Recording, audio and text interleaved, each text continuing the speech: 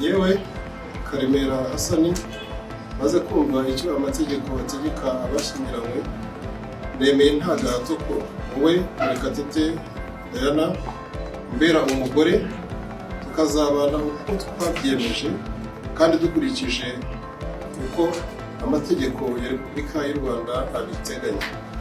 Yewe Murekatete Diana maze kumva icyo amategeko ategeka abashyingiranywe nemeye nta gahato ko wowe Karemera Hasani mbera umugabo tukazabana uko twabyiyemeje kandi dukurikije uko amategeko ya Repubulika y'u Rwanda abiteganya.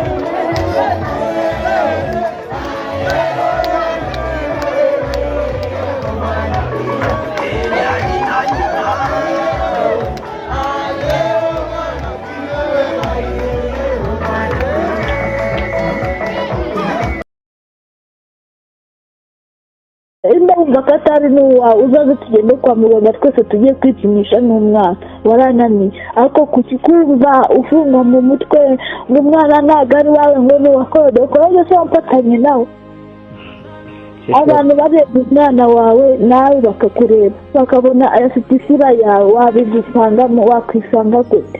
Twebwe ntabwo tubyara ibikaramana. Ubwo na mutabyara ibikaramu byara zahabu na zahabu ziragira aho biba zigasaza. Yewe reka nkubwize ukuri, shakira ahandi njyaho ngaho ntabwo ndiho.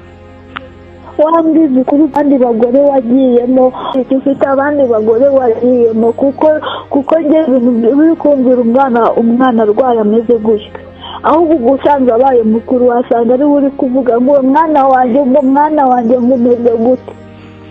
Aha ahubwo reka mwihorere. Mwihorera nyine kuko wumva ko nta kintu akubwiye ngo ntashaka bye kuko nta kintu bikubwiye nta nubwo binagufasha n'ubwo ko yapfuye uzishima ubyine. Napfa Claude muzabyarana undi. Ariko nawe Claudina nawe muzabyarana undi nta kibazo muzabyare n'abandi muzabyare hungu n'akobwa ariko mbabazwa n'umukobwa w'abandi uzatera inda nawe ukavuga ngo ntabwo wamuteye inda ngo yaryamanye n'abandi.